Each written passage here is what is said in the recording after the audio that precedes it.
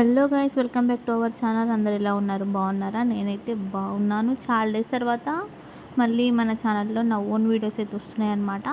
So ఇన్ని days ఏంటంటే నాకు తెలిసిన రిలేటివ్స్ వాళ్ళు వీళ్ళు తీసినాయని నేను అంటే వాళ్ళ నుండి తీసుకొని నేను అప్లోడ్ చేయడం జరిగింది.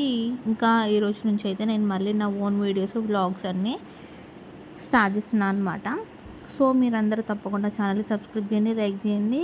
వీడియో అయితే మీకు తమిళ చూడగానే అర్థమై ఉంటుంది కదా. మా ఊర్లో అయితే బోనాల పండుగ అనమాట. బోనాల పండుగ అంటే 1-2 బోనాలు కాదు, 10 బోనాలు అనమాట.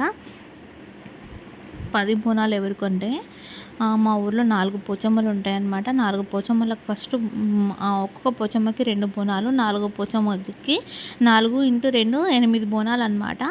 ఆ తర్వాత 2 బోనాలు దుర్గామాతకి. ఎవ్రీ ఇయర్ ఆషాఢ మాసంలో దుర్గామాతకి ఫ్రైడే రోజు బోనాలు చేసుకొని, సాటర్డే రోజు ముసలమ్మకి చేసుకొని, సండే రోజు వంటలకి వెళ్తామన్నమాట అమ్మోళ్ళకి చేసుకొని. సో లాస్ట్ ఇయర్ ఏమైందనంటే దుర్గామాత టెంపుల్ కట్టినప్పుడు అప్పుడు అమ్మవార్లు వచ్చేసి ఏమంటారు అంటే పోషమ్మలకు చేయకపోతే అసలు ఒప్పుకోమని చెప్పారనమాట. సో అందుకోసమని 2 ఇయర్స్ నుంచి అయితే పోషమ్మలకి దుర్గమ్మకి ఇద్దరికి ఇస్తున్నారనమాట. సో అన్ని అక్క చెల్లెలందరికీ బోనాలు అయితే సమర్పించుకుంటాం. మా ఊరు మున్నూరు కాపు సంఘం నుంచి అయితే మేమైతే బోనాలు తీసినాము. ఇంకా వేరే సంఘం వాళ్ళు బోనాలు తీయలేరు కానీ వంటలకైతే పోతారనమాట అమ్మోళ్ళకి ఆటలు కోసుకొని.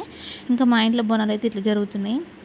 ఇంకా హడావిడిగా యాక్చువల్గా నా హెల్త్ బాగాలేదని చెప్పేసి బోనాలు చేస్తామో చేయమో అనుకున్నాము. బట్ అమ్మవారు వేయించుకుందనమాట. ఇవి దుర్గమ్మ బోనాలు స్పెషల్ అనమాట. పోషమ్మ బోనాలు ఏమో ఇంకా అన్ని పుదిచ్చట్ల లైన్గా చేసి పెట్టేసిన. మనం ఎక్కడైనా బోనాలు ఉదిచ్చుడు కానీ, బోనాలు ఉండడం కానీ, బోనాలకి ఏమంటారు ఇంకా ఇట్లాంటి పుదిచ్చుడు అంటే ఏదైనా గద్దెలు కానీ ఏదైనా దేవుడికి సంబంధించిన రిలేటెడ్ ఏం చేయాలన్నా మనం వేయాలన్నమాట. నేను చూస్తాను ప్రతి ప్లేస్లో ఇక్కడ చుట్టాల ఇంటికి వెళ్ళినా సరే, మా ఇంట్లో అయినా సరే, మా మమ్మీ వాళ్ళ ఇంట్లో అయినా సరే, ఎక్కడైనా సరే ఖచ్చితంగా బోనాల ఫెస్టివల్కి సంబంధించినవి కానీ లేదా ఇంకేదైనా పూజా కార్యక్రమాలు ఉంటే మాత్రం నేనే చేస్తాను అనమాట. ఇక్కడ కూడా అట్లనే నేనే చేయడం జరిగింది. చూస్తున్నారు కదా, 10 బోనాలు చేసేసరికైతే నాకు అసలు ఓపిక లేదు. బట్ అయినా అమ్మవారి శక్తిని ఇచ్చింది అనుకోవాలి. ఎందుకంటే బోనాలకు అసలు నేను ప్రిపేర్ చేయను అని ఫిక్స్ అయిపోయినా. కాకపోతే ఏమైందనంటే అమ్మవారి నాకు శక్తిని ఇచ్చేసి నేను బోనాలు అయితే ప్రిపేర్ చేసేసిన అనమాట. ఈ విధంగా రెడీ చేసి పెట్టేసుకుంటే ఒకసారి అట్లా 4 పోచమ్మలకు ఒకసారి వెళ్తారు. ఒకసారి 2 పోచమ్మలకి, ఒకసారి 2 పోచమ్మలకి, తర్వాత దుర్గామాతకి వెళ్తారనమాట. సో యాక్చువల్గా సెలబ్రేషన్స్ అయితే సూపర్ ఉండే. బట్ మధ్యలో ఏమైందంటే వర్షం ఒకటి కొంచెం డిసప్పాయింట్ చేసిందనమాట. లాస్ట్ దుర్గమ్మ బోనాలకు తీసుకెళ్ళేటప్పుడు చాలా అంగరంగ వైభవంగా చేయాలనుకొని 1 lakh ఖర్చు పెట్టించుకొని అమ్మవార్లు వచ్చే వాళ్ళని అంటే శివశక్తులని అట్లా అన్ని పోతరాజులని అందరినీ పిలిపించారనమాట.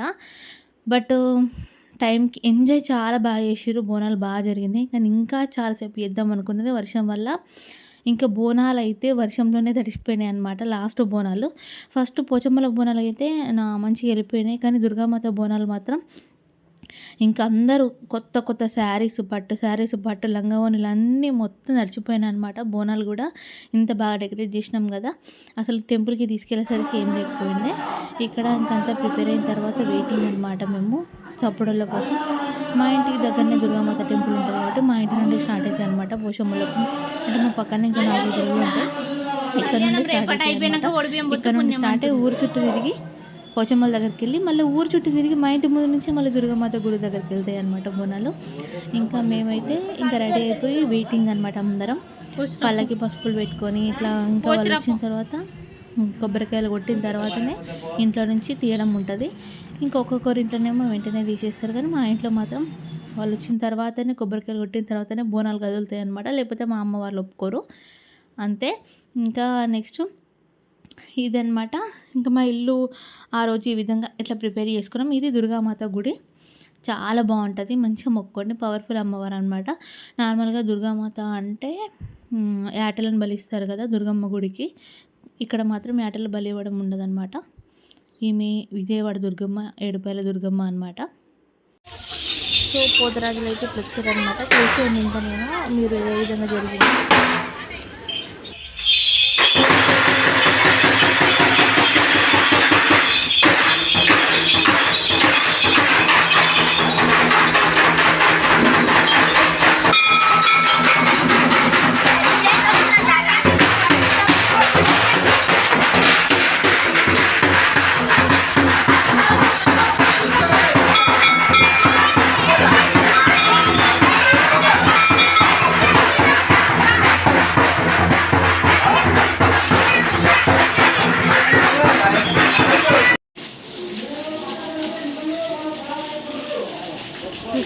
అంత ముందుకు 10 డేస్ నుండి వర్షాలు లేవని చాలా బాధపడ్డారు. పత్తిలు మక్కలు అట్లా పెట్టుకున్న వాళ్ళు వర్షం వస్తలేదని చాలా ఫీల్ అయ్యారు. దుర్గామాత బోనాలు ఎక్కగానే వర్షం స్టార్ట్ అయిందనమాట.